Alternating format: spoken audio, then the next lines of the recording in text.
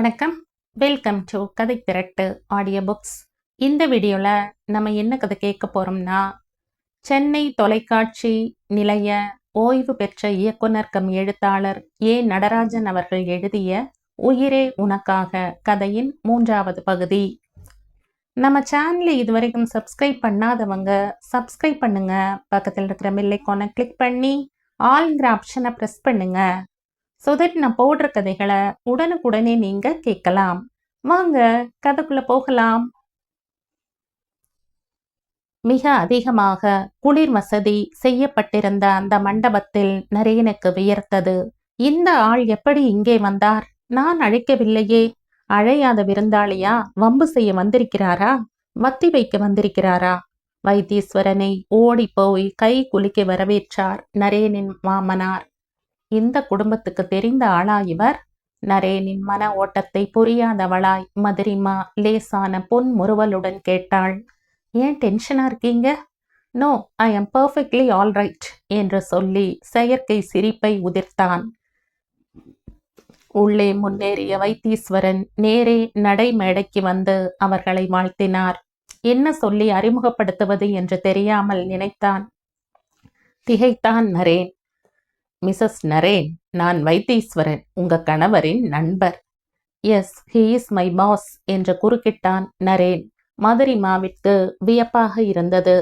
சாண்டியாவிற்கு வந்து இவர்கள் வரவேற்பில் கலந்து கொள்வதாக இருந்தால் நரேனுக்கு மிகவும் வேண்டப்பட்டவராக இருக்க வேண்டும் என்று நினைத்து கை குவித்து வணங்கி மரியாதை தெரிவித்தாள்.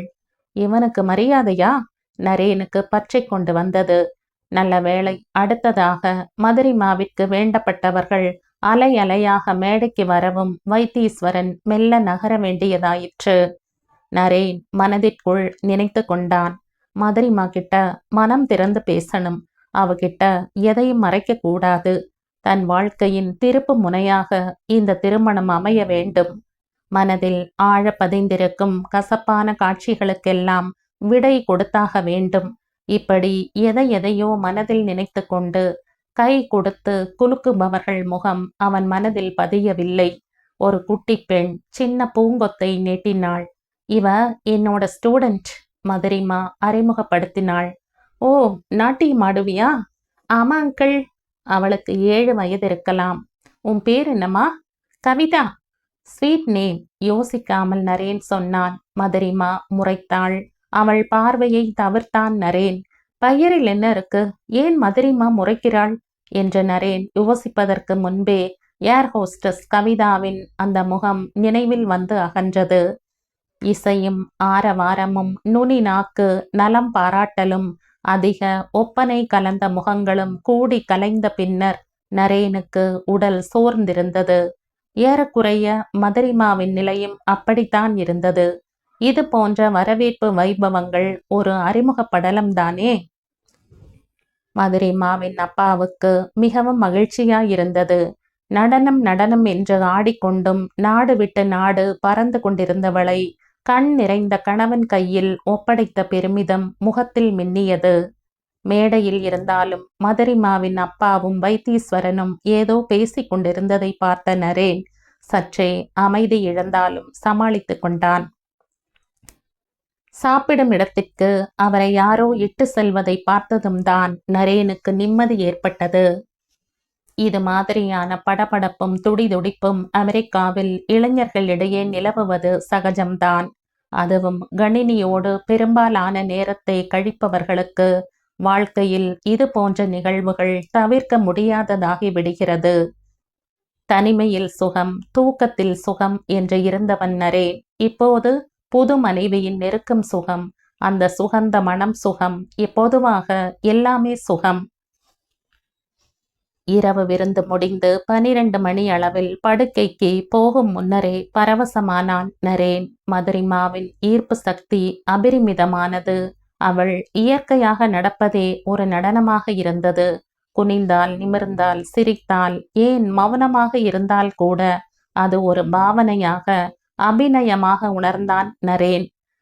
ஒரு சமயம் பத்மா சுப்பிரமணியம் எழுதிய புத்தகத்தை படித்து ரசித்த பகுதி எப்போதும் அவன் நினைவில் நிற்கும். அதை நினைவுபடுத்தி மதுரிமாவிடம் சொன்னான். அதை கேட்டு மதுரிமா வியந்தாள். நரேனுக்கு நாட்டியத்தில் இவ்வளவு ஆர்வமா? முதல் நாள் இரவில் நடந்தது என்றாலும் எளிதில் மறக்க முடியவில்லை. மெதுவாக அவள் காதில் சொன்னான். அதை சொல்லும் விதத்திலேயே அர்த்தம் பிரதிபலித்தது. கை வழி நயனம் செல்ல, கண் வழி மனம் செல்ல, மனம் வழி உணர்ச்சி செல்ல, அதனின்று சுவை பிறக்கும். எதன் எதன் வழியாக எது எது செல்லும் என்பது பற்றி பரத முனிவர் சமஸ்கிருதத்தில் எழுதியிருந்தது தமிழில் மொழிபெயர்க்கப்பட்டிருந்தது. மனம் வழி உணர்ச்சி மெல்ல செல்ல அதனின்று சுவை பிறக்கும் என்கிற வரிகள் அர்த்தமுள்ளவை. பரத முனிவர் உணர்ச்சி என்றும் சுவை என்றும் குறிப்பிட்டிருப்பது முழுக்க முழுக்க நாட்டியம் சம்பந்தப்பட்டவை. ஆனால் நரேனின் உணர்ச்சியும் சுவையும் எது பற்றியது? மதுரிமாவின் உள்ளத்தில் கேள்வி எழுந்தது. அது பற்றி அவனிடம் பேச வேண்டும், தெரிந்து கொள்ள வேண்டும் என்று ஒரு வார காலமாக எழுதாமல் விட்டு போன அவளது டைரியை எடுத்து எழுத ஆரம்பித்தாள். மதுரிமாவிற்கு டைரி எழுதுகின்ற பழக்கம் அவளது கல்லூரி நாட்களிலிருந்தே அவளோடு ஒட்டி கொண்டு விட்ட விஷயம். அவள் எழுத முற்பட்டாள். இப்படி தனது டைரியில் தானே எழுதப் போகும் ஒன்று தனது வாழ்க்கையில் சுனாமியாகவும் சூறாவளியாகவும் வந்து தாக்கப் போகிறது என்பதை அறியாதவளாய் திருமணத்திற்கு பின் அவள் உணர்ந்தவற்றை மதுரிமா எழுதி கொண்டிருந்த போது டெலிபோன் ஒலித்தது. மதுரிமா எழுதியதை படித்து பார்த்தாள். நரேன் யாருடனோ உற்சாகமாக பேசிக் கொண்டிருந்தான். மதுரிமா டைரியை மூடி வைத்துவிட்டு கோபமாக நரேனை நோக்கி முறைத்தாள். போன் தொடர்பை துண்டித்துவிட்டு, நீ மட்டும் டைரி எழுதலாம், நான் போன்ல பேசக்கூடாதா? நரேன் கொஞ்சினான். போய் கோபம் நீங்கி அவனிடம் சரணடைந்தாள். இன்று மீண்டும் ஒரு இன்ப நாள் என்று உற்சாகமாக பான் பராக்கை சுவைத்துவிட்டு நரேன் மதுரிமாவை நெருங்கினான். வா வா அலைபாயுதே திரைப்படத்தில் மாதவனை ஷாலினி எதிர்கொள்வதைப் போல அழைத்தாள். படுக்கையில் உட்கார்ந்தவன் கை குட்டையை எடுத்து உதட்டை துடைத்து கொண்டான். நரேன், நீங்க இந்த பாக்குக்கு அடிமையா? செல்லமாக கேட்டாள் மதுரிமா. தன் விரலிடுக்கில் இருந்த பாக்குத்தூளை பார்த்தபடி நரேன் சொன்னான். தயவு செய்து இதை விட்டு விடும்படி மட்டும் சொல்லாதே. வாய் விட முடியாதா? எஸ், விட முடியாது மது. இதை என்னால் விடவே முடியாது. அந்த அளவுக்கு நீங்கள் இதற்கு அடிக்டா? What do you mean by addict Madhu? Addict means அடிமை. அவள் சொல்லியதை கேட்டுவிட்டு அவன் வாய்விட்டு சிரித்தான். எதற்கு இந்த சிரிப்பு? நீங்க சிரிக்கிற மாதிரி இப்ப நான் என்ன சொல்லிட்டேன்? சும்மாதான் சிரிச்சேன். சொல்லப்போனா மிகப்பெரிய போதையே பெண் தான்னு நிறைய பேர் சொல்றாங்க. ஒரு விதத்துல அது உண்மைதான். எந்த விதத்துல? சொல்லட்டுமா? சொல்லுங்க. உடனே சொல்லிவிடாமல் சில வினாடிகளுக்கு அவன் கண்களை மூடியபடி யோசனை செய்தான். மதுரிமாவின் இந்த கேள்விக்கான ஒரே பதில் அவளை முற்றாய் வீழ்த்துவதற்கான யோசனை அது. நீ, உன் அழகு, உன் இளமை, உன் நாட்டியம், அறிவு, அன்பு, மொத்தத்துல மதுரிமா என்கிற பெண்ணுக்கு, ஐ மீன் என்னோட மனைவிக்குத்தான் இப்ப நான் மிகப்பெரிய அடிக்ட் ஆகி இருக்க. இதில் உனக்கு சந்தோஷமா இல்ல வருத்தமா? அவன் பாக்கு போடுவதை பற்றி ஏதோ விளையாட்டாக கேட்க போனதால் அவன் அவளையே உதாரணமாக்கி உயர்த்தி பேசியதில் மதுரிமா ஒரு சில கணங்களுக்கு ஆடிப்போனாள். அவன் சொல்வதில் எந்த அளவுக்கு உண்மை அல்லது நியாயம் இருக்கிறது என்கிற யோசனையில் மதுரிமா மௌனமாக இருந்தாள். பான் பராக்கை சுவைப்பதில் இத்தனை தத்துவமா? மது, நான் உன்னை ஒன்று கேட்கட்டுமா? என்ன என்பது போல் அவள் அவனை ஏறிட்டு பார்த்தாள்.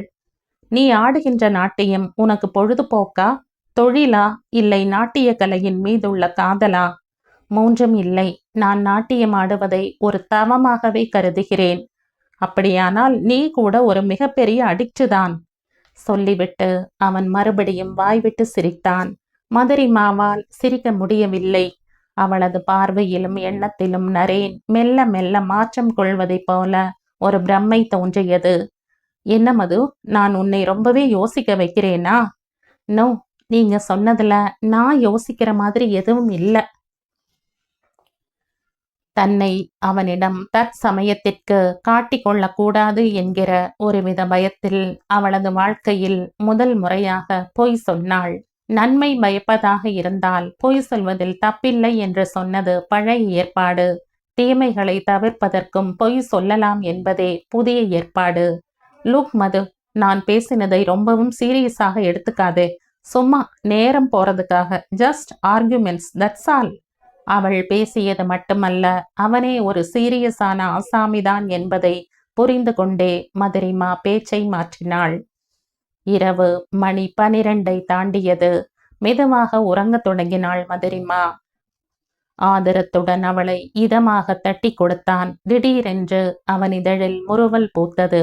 கல்லூரியில் படிக்கும்போது தமிழ் விரிவுரையாளர் திருமேனி சீவக சிந்தாமணியில் கேமசரி இளம்பகம் என்ற பகுதியை விவரித்துக் கொண்டிருந்தார். கதாநாயகி ஆழ்ந்து உறங்கிக் கொண்டிருக்கிறாள். இதிலிருந்து என்ன தெரிகிறது? இளைஞர் திருமேனி கேட்டார்.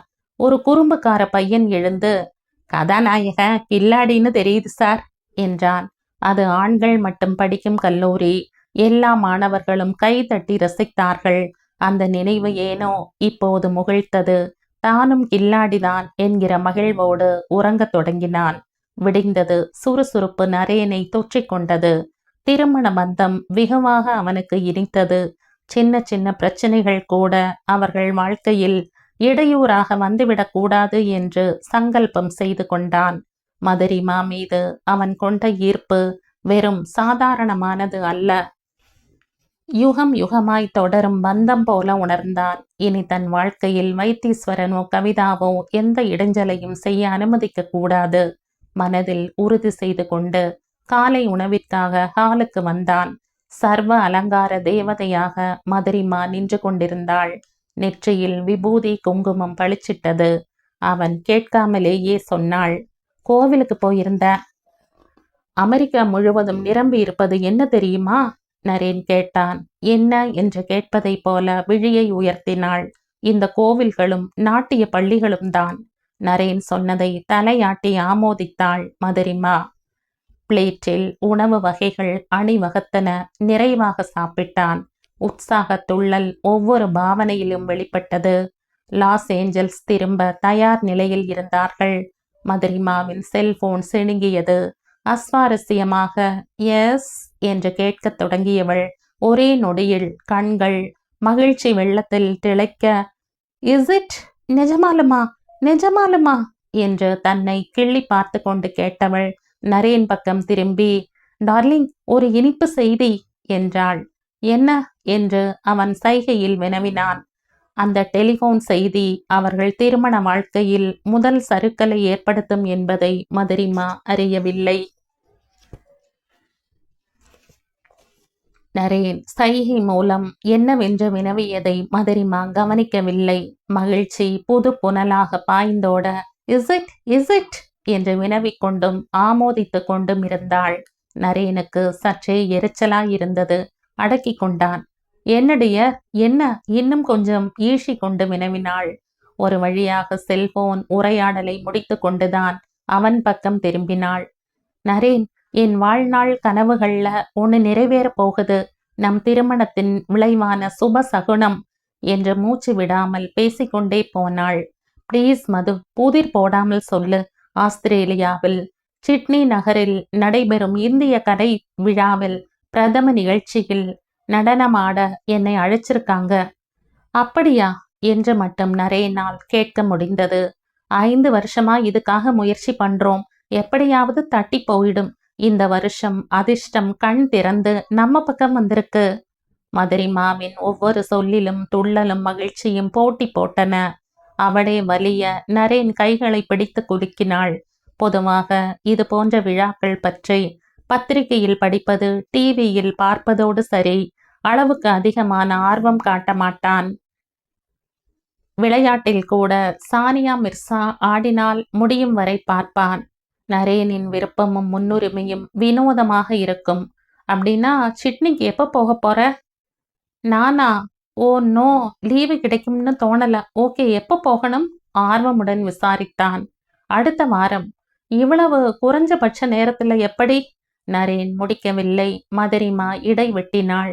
என் நடனத்தில் ஆர்வம் மிக்க ஒரு அலுவலர் சிரமப்பட்டு இந்த வாய்ப்பை வாங்கி தந்திருக்கார். எப்படியும் போயே ஆகணும்.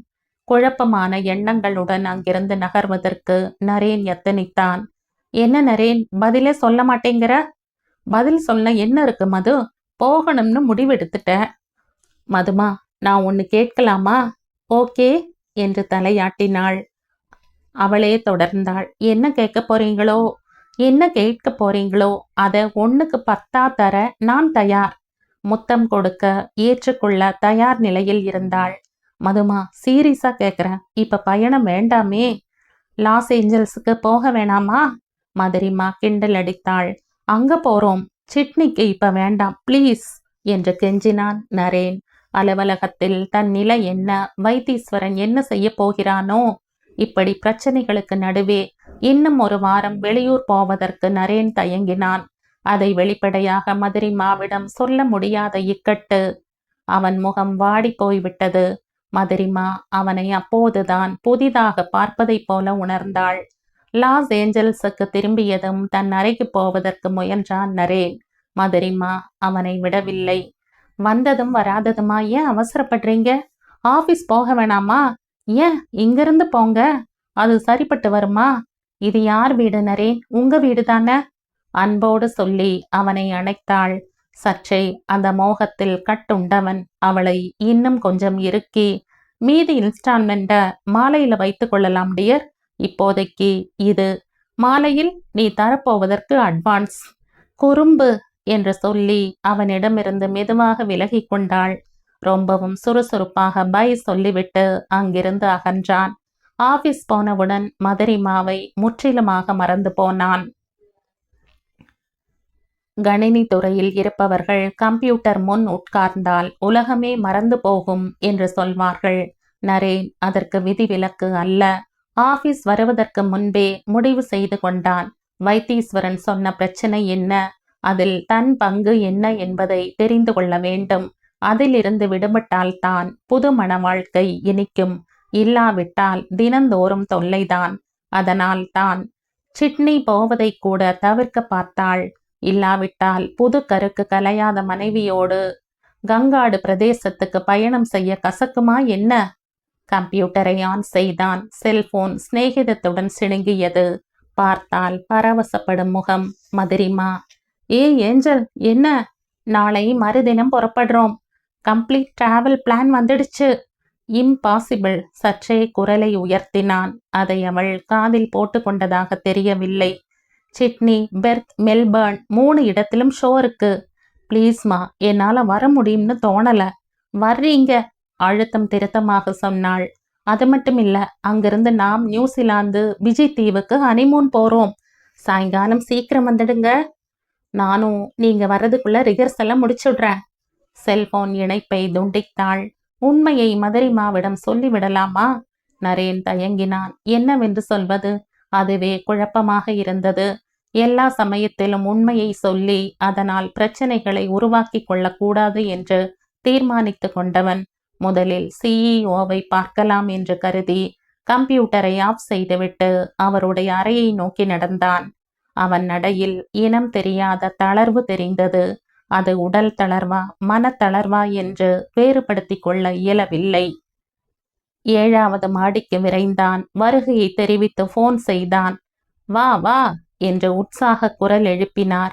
உட்கார்ந்ததும், என்ன புது மாப்ள, களைப்பா இருக்கீங்க? ஆமா ஆமா, புது மோகம், புது வேகம், புது சுகம்.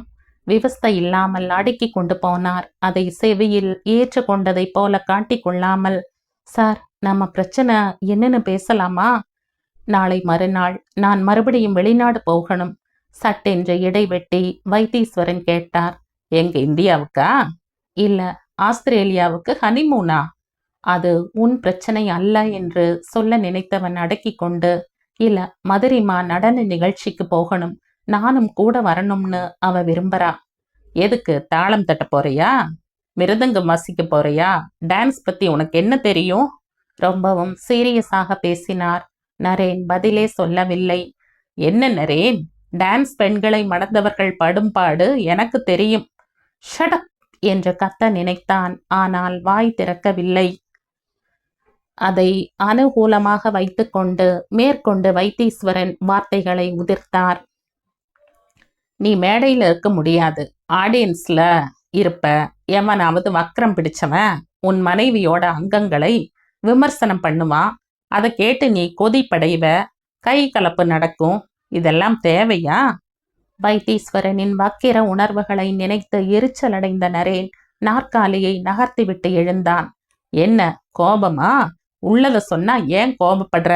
நீயே அனுபவிச்சாதான் புரியும். அப்போதும் நரேன் ஏதும் பேசாமல் விசுக்கென்று அங்கிருந்து அகன்றான். வைத்தீஸ்வரனும் ஏதும் பேசவில்லை. நெற்றியை விரல்களால் தேய்த்து கொண்டு இருக்கைக்கு திரும்பியவன் இயந்திரம் போல வேலை செய்ய ஆரம்பித்தான். காஃபி இல்லை, சாப்பாடு இல்லை, செல்போனை தொடவில்லை.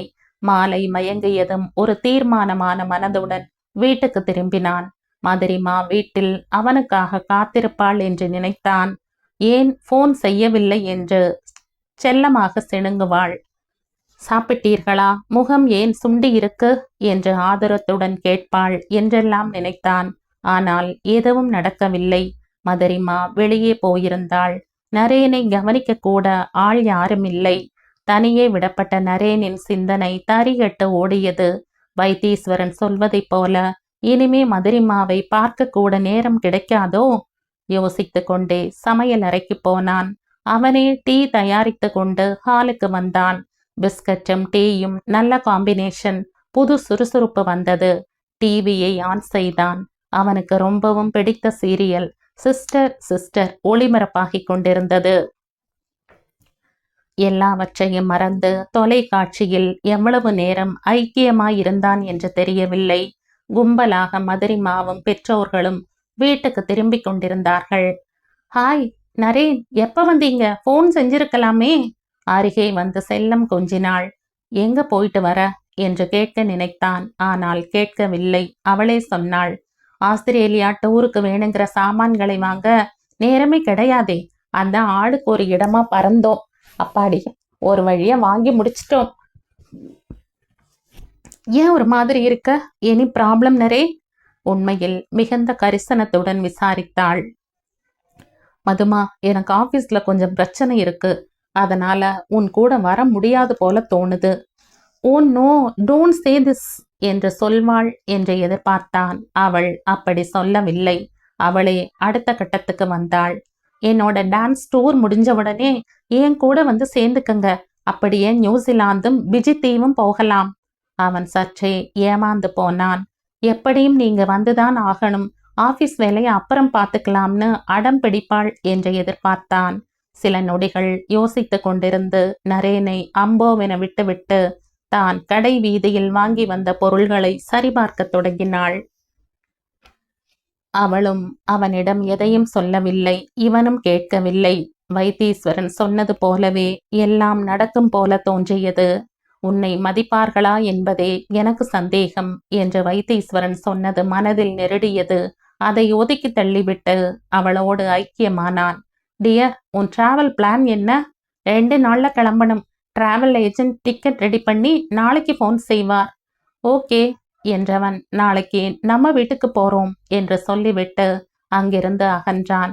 கொஞ்ச நேரத்தில் டைனிங் டேபிளில் உட்கார்ந்தார்கள். அவசர அவசரமாக சாப்பிட்டார்கள். அவசர அவசரமாக படுக்கைக்கு போனார்கள். முதல் நாள் அடித்த லூட்டியே இன்னும் மறக்காமல் நிழலாடி கொண்டிருந்ததால் படுத்ததும் உறங்கி போனார்கள். விடிந்தது. காலை உணவுக்கு முன்பே வீட்டுக்கு போகலாமா என்று நச்சரிக்க தொடங்கினான். அங்கிருப்பது அவனுக்கு பிடிக்காமல் போனது ஏன் என்ற காரணமும் அவனுக்கு புரியவில்லை. வா வா என்று அவனை கைப்பிடித்து அழைத்தான். அவளை கைப்பிடித்து அழைத்தான். அவள் இந்திய பாணியில் அணிந்திருந்த வளையல்கள் எல்லாம் குலுங்கின. அவள் சிவந்த விரல்கள் அந்த அதிகாலையிலும் இளர்ச்சியை ஊட்டின. நம்ம வீட்டுக்கு போனதும் என்று மனதில் நினைக்க தொடங்கினான். மாலையே திரும்பிடுங்க என்று சொல்லி மாமனார் அனுப்பி வைத்தார். உயர்தரமான வாடகை கார் அவர்களை சுமந்து கொண்டு கிளம்பியது. இன்னும் எவ்வளவு நேரம் டிராவல் பண்ணணும் நரே? நோ மோர் டிராவலிங், கிட்டத்தட்ட வீட்டுக்கு வந்துட்டோம். அவர்கள் பயணித்த கார் இடதுபுறமாக ஒரு வளைவில் திரும்பி சில நிமிடத்திற்கு மெதுவாக ஓடி வீட்டிற்குள் நுழைந்து போர்ட்டிகோவில் வந்து நின்றது. அவர்கள் இருவரும் காரை விட்டு கீழே இறங்கினார்கள். நரேன் டிரைவரிடம் கார் டிக்கியில் இருக்கும் அவர்களது லக்கேஜை எடுத்து வர சொல்லிவிட்டு, மது, இதான் நம்ம வீடு, பிடிச்சிருக்கா என்ற புன்னகைத்தபடி கேட்க, Madhurima beautiful, I like it என்ற புன்னகைக்க இருவரும் கதவை நோக்கி நடந்தார்கள். நரேன் பஸ்ஸரை அழுத்த சில வினாடிகளுக்கு பின் கதவு திறக்கப்பட்டது. Welcome Mrs Madhu, Naren. I wish you happy married life. அழகான ஆங்கிலத்தில் மதுரிமாவை வரவேற்றபடி வாசலை மறைத்து கொண்டு 40 வயது மதிக்கத்தக்க ஒரு நீக்ரோ பெண்மணி மதுரிமாவுக்கு வாழ்த்து கூறி வரவேற்றாள். யார் இவள்? மதுரிமா நெற்றி சுருங்க தனக்குள் யோசித்தாள். மது, மறுபடியும் உன்னை கன்ஃபியூஸ் பண்ணிக்காத. இது மிஸ்ஸஸ் ஜெசிகா. இந்த வீட்ல உனக்கு உதவியாக இருக்க போகிறவள். குக்கிங், வாஷிங், ஹவுஸ் கீப்பிங் என எல்லாவற்றையும் ஜெசிகா பார்த்துக்குவாங்க. நம்ம ஊர் பாஷையில சொல்லணும்னா வேலைக்காரி. ஆனா நான் இவங்கள அப்படி நினைக்கல. Really a nice lady. Madhurima ஜெசிகாவை உற்று பார்த்தாள். புன் சிரிப்புடன் ஜெசிகாவின் முகத்தில் பருத்து தடித்திருந்த உதடுகளைப் போலவே உடலின் மற்ற பாகங்களும் அளவில் சற்றே பெரிது, கருப்பும் ஒரு அழகே எனும் விதமாக அவள் நின்றிருந்தாள். Jessica, anything special in my absence? Nothing sir. அவனது கேள்விக்கு ஜெசிகா ரத்தின சுருக்கமாக பதில் சொன்னாள். ஓகே, நீ மதுவுக்கு நம்ம வீட்டை சுற்றி காட்டு என ஜெசிகாவிற்கு ஆங்கிலத்தில் உத்தரவிட்டுவிட்டு நரேன் அவனது அறைக்குள் சென்றான். சார், குடிக்க ஏதாச்சும்? சூடா ஒரு டீ. மதுவுக்கு என்ன வேணும்னு கேட்டுக்க. Please come Mrs Naren. ஜெசிகாவின் பருத்த பிருஷ்டங்கள் தாறுமாறாக ஏறி இறங்கி அசைவதை பார்த்தபடியே மதுரிமா அவளை தொடர்ந்தாள். நரேன் அவனது அறையின் ஏசியை ஆன் செய்துவிட்டு அவனது கம்ப்யூட்டர் முன்பாக வந்து அமர்ந்தான். கம்ப்யூட்டரில் அவனது email.com திறந்து பார்த்தபோது நரேன் வேலை பார்க்கும் நிறுவனத்தில் இருந்து அவனுக்கு ஒரு இமெயில் செய்தி அனுப்பப்பட்டிருந்தது. மிகவும் அவசரம், இதனை பார்த்தவுடன் தொடர்பு கொள்ளவும். செய்தியை அனுப்பியிருந்தவர் அவனது CEO. நரேனுக்கு எரிச்சல் அளவு கடந்து பீரிட்டது. இந்த CEOவோடு நண்பன் என்று உறவாடுவதா அல்லது பகைவன் என்று போராடுவதா என்று தெரியவில்லை. நெஞ்சம் நீர் பூத்த நெருப்பாய் தகித்தது. CEO மீது எழுந்த கோபம் குறைவதாக தெரியவில்லை. என்ன செய்யலாம் என்று தீர்மானிக்கும் முன்பு இனம் புரியாத அச்சம் அவனை கவ்விக்கொண்டது. எழுந்தான். அந்த சிறிய அறையில் நடை பயின்றான். கைகளை பிசைந்தான். கம்ப்யூட்டர் பொறியாளர்கள் பொதுவாக மனநிலை பாதிக்கப்பட்டால் இப்படித்தான் குறுக்கும் நெடுக்குமாக நடப்பார்கள் என்று ஏதோ ஒரு பத்திரிகையில் படித்திருக்கிறான். நேரம் கெட்ட நேரமாக அது இப்போது நரேனின் நினைவில் பற்றி கொண்டது. முடிவாக வந்தது வரட்டும் என்று செல்போன் எண்களை தொட்டான். எஸ் என்று அடுத்த முனையில் வைத்தீஸ்வரன் கர்ஜித்தார்.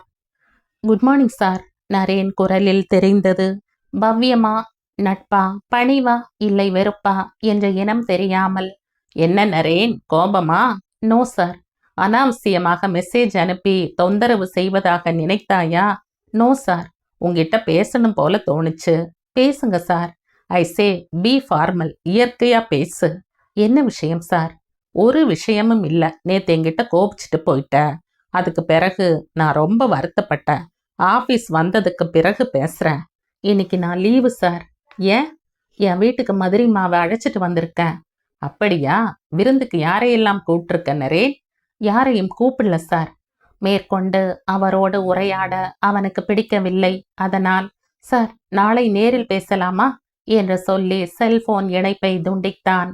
அப்பாடா என்ற 2 கைகளையும் உதறி சோம்பல் முறித்தான். ஒரு பெரிய விடுதலை கிடைத்த உணர்வோடு நாற்காலியில் இருந்து எழுந்தான். ஒயிலாக அந்த அறையை எட்டி பார்த்தாள் மதுரிமா. என்ன ஏஞ்சல், இந்த குடில் பிடிச்சிருக்கா? நாடகபாணியில் கேட்டான். அமைதியாக தலையை ஆட்டினாள் புன்னகையுடன். என்ன கலை நயம் உனக்கு நரேன். இந்த வீடே ஒரு கலை கோவில் மாதிரி இருக்கு. ஓ தேங்க்யூ. தோளை குலுக்கி தலையை ஆட்டினான் நரேன். அப்புறம் இழுத்தாள் மதுரிமா. சொல்லு டியர். கல்யாணம்ங்கிறது சந்தோஷமான விஷயம். நாம சுருக்கமா முடிச்சிட்டோம். ஆனா பொண்ணு பார்த்து நலங்கு வச்சு நாள் பார்த்து மண்டபத்துக்கு அலைஞ்சு வீடு வீடா பத்திரிகையை எடுத்து போய் அழைச்சு அவங்க வீட்டில் கூல்ட்ரிங்க்ஸ், காஃபி, ஹார்லிக்ஸ் குடிச்சு, அப்புறம் 3 வேளைக்கும் பட்டியல் போட்டு சமைச்சு பரிமாறி சுதா ரகுநாதனையும் மேண்டலின் சீனிவாசனையும் அரேஞ்ச் பண்ணி அந்த கச்சேரியையும் முழுசா கேட்காம இதெல்லாம் கலவையா இருந்தா அதோட சுவைய அலாதி. ஏ மது, மூச்சு விடாம பேசுற, கொஞ்சம் நிறுத்திக்க, மீதிய நான் பேசுறேன். நீ சொன்னியே எல்லா சங்கதியும் நம்ம கல்யாணத்துல நடக்கத்தான் செஞ்சது. அதோட த்ரில் அலாதிதான். எல்லாத்தையும் பதிவு பண்ணி டிவிடியா கொண்டு வந்திருக்க. நரேன், பிரேக்ஃபாஸ்ட் முடிஞ்சதும் அதை பார்க்கணும். பாப்போம். நாம பார்க்கறது மட்டுமல்ல, அதை நமக்கு பிறக்க போற குழந்தைக்கும் போட்டு காண்பிப்போம். குழந்தையா என்று அதீதமாக வெட்கப்பட்டாள் மதுரிமா. ஆமா என்றவன் ஆவலுடன் அவள் கரத்தை பற்றினான். மெதுவாக, மிக மெதுவாக கரங்களை தடவி கொடுத்தபடி கேட்டான். கண்ணாடியில் உன் அழகை பார்க்கும்போது நீ கர்வப்பட்டது உண்டா? என்று செல்லமாக முனகினாள். காலையில் எழுந்ததும் முகத்தை நன்றாக கழுவிக்கொண்டு கண்ணாடியின் முன் நிற்பாள். தனது நீண்ட கரிய கூந்தலை உயர தூக்கி கட்டிக்கொண்டு பெரிய கருவிழிகளை மேலும் கீழும் பக்கவாட்டிலும் அசைத்து பார்ப்பாள். வரிசையான பற்கள், அழகான உதடுகள் அனைத்தையும் பார்த்து பார்த்து ரசிப்பாள். கண்களால் பேச முடியும் என்பதை கண்ணாடி முன் நிரூபித்து காட்டுவாள். இதெல்லாம் நரேனுக்கு எப்படி தெரியும்? யார் சொல்லி இருப்பார்கள்? எதற்காக இப்படி ஒரு கேள்வி கேட்டான்? கண்ணாடி முன் நின்று அழகை பார்த்து கர்வப்பட்டது உண்டா என்று. நரேன், எதுக்காக அப்படி கேட்டீங்க? ஒரு பத்திரிகையில படிச்சிருக்க. ஐயோ, எந்த பத்திரிகைக்கும் நான் பேட்டி தரலையே. ஒரு பிரபல நாட்டிய பெண்மணி அரங்கத்தில் பலர் பார்ப்பதை எனக்கு நானே அந்தரங்கத்தில் ரசிப்பேன்னு சொல்லியிருக்காங்க. எல்லா நாட்டிய பெண்கள் பேட்டியும் படிப்பீங்களா? கிண்டலாக கேட்டாள். நெட்டில் தட்டி தட்டி படிப்பேன், ஆனா உன்னை பத்தி படிச்சதில்ல. இனிமே முழுமையா படிக்க போறேன். முழுமையா என்பதில் அழுத்தம் கொடுத்தான். மதுரிமா வெட்கப்பட்டாள். ஆங்கில மொழி, ஆங்கில நாகரிகம் ஆகியவற்றில் முழுவதுமாக திளைத்திருந்தாலும் மெல்லிய உணர்வுகளால் ஆட்படுத்தப்பட்டவள் மதுரிமா. தனக்கு கிடைத்த பெரிய அருட்கொடை மதுரிமா என்று நம்பினான் நரேன். மெதுவாக எழுந்து போய் கதவை தாழ்பால் போட்டான். ஏன் என்று கேட்டாள். பூஜை வேளையில் கரடியாய் உள்ளே நுழையக்கூடாது இல்லையா? அவன் நிஜமாலுமே கரடி மாதிரி தான் இருக்கா, சிரித்தவாறு சொன்னாள் மதுரிமா.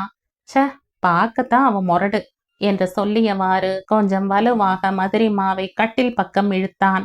என்ன நரேன் என்று கேட்டுக்கொண்டே அவன் பக்கம் சாய்ந்தாள்.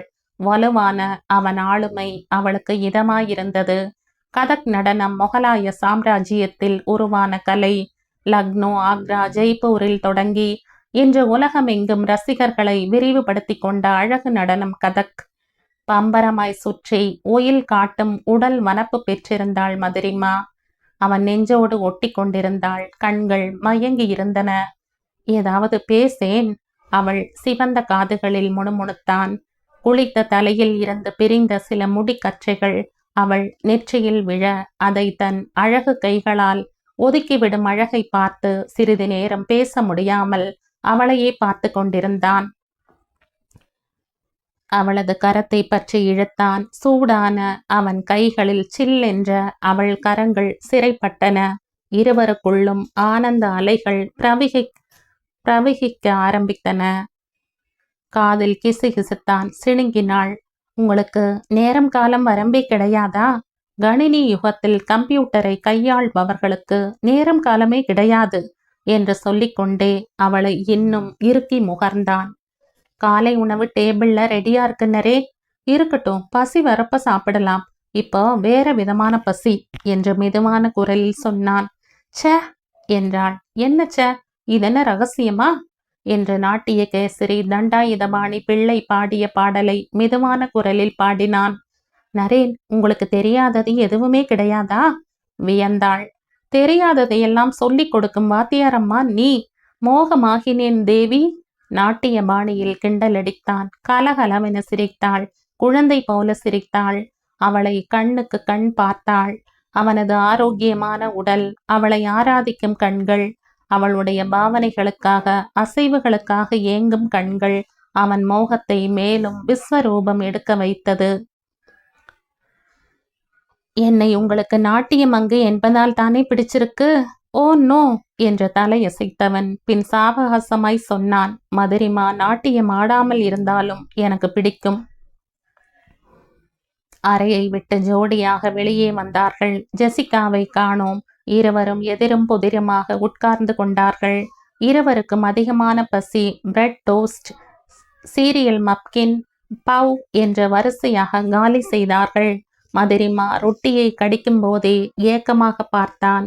அவள் சட்டென்று புரிந்து கொண்டு பாதி கடித்தது போக மீதியை அவனிடம் நீட்ட, நரேன் ஆர்வமுடன் அதை சுவைக்க, அதே போல பரிமாற்றங்கள் தொடர்கதையாய் நீடித்தன. திடீரென்று நரேன் கேட்டான், மதுரிமா, நீ தமிழ் படங்கள் பார்ப்பது உண்டா? டிவியில பாப்ப. புதுமை பெண் பார்த்திருக்கியா? நோ என்று தலையாட்டினாள். நரேன் குறும்புத்தனமாக சிரித்தான். என்ன என்று கண் ஜாடையால் கேட்டாள். இதே போலத்தான். காலை காட்சி முடிந்து மனைவி குளித்துவிட்டு வருவாள். கணவன் மறுபடியும் அவள் குளிக்குமாறு செய்து விடுவான். மீண்டும் ஆக்ஷன் ரீப்ளே. செம ஜாலியா இருக்கும். ரேவதியும் பாண்டியனும் நடிச்சிருப்பாங்க என்று சொல்லி நிறுத்திவிட்டு மதுரிமாவை பார்த்தான். அவன் சொன்னதை புரிந்து கொண்டு மெதுவாக புன்முறுவலித்தாள். புதிய உற்சாகம் திடுமென முளைவிட, மது என்று வாத்சல்யத்துடன் கூப்பிட்டான். என்ன நரேன், நான் மாட்ட என்று மெதுவான குரலில் சொன்னாள். ஐயோ, நான் எதுக்கு உன்னை கூப்பிடுறதுங்கிறத புரிஞ்சுக்க. கமான், என் கூட வா. பக்கத்து வீட்டுல அருமையான தம்பதி இருக்காங்க, அறிமுகப்படுத்தி வைக்கிறேன். ஆதரத்துடன் அவள் கையை பற்றி அழைத்து போனான். காலிங் பெல் ஒலித்ததும் ஒடிசலான அமெரிக்க பெண் கதவை திறந்தாள். கூடவே ஒட்டி கொண்டு ஒரு ஆண். ஓ வெல்கம் என்று கோரஸாக கூறி உள்ளே அழைத்து போனார்கள். பரஸ்பரம் அறிமுகம் நடந்தது. அவர்களும் சமீபத்தில் திருமணம் செய்து கொண்டவர்கள்.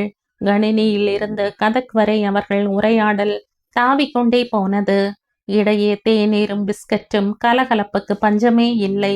சிரிப்பும் கும்மாளமுமாக அந்த தம்பதிகள் கிண்டல் அடித்து கொண்டது மகிழ்ச்சியாயிருந்தது. 2 மணி நேரம் போனதே தெரியவில்லை. அப்புறம் சந்திக்கிறேன், நரேன் விடை பெற்றான்.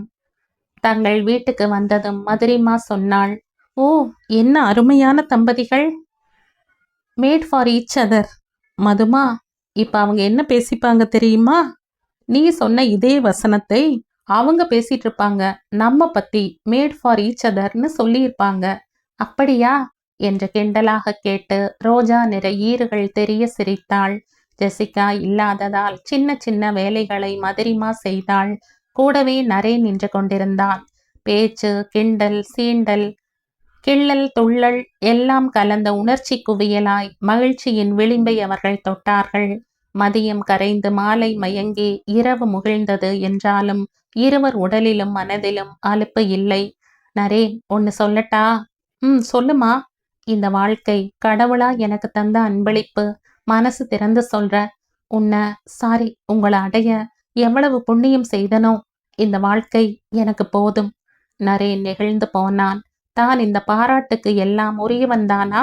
அவனுக்கே சந்தேகமாக இருந்தது. நெளிந்தான், சமாளித்தான். உணர்ச்சி பிழம்பாய் நின்ற மதுரிமா அடுத்து சொன்ன வார்த்தைகளை கேட்டு நரேனின் விழிகள் அதிர்ச்சிக்குட்பட்டு விரிந்தன.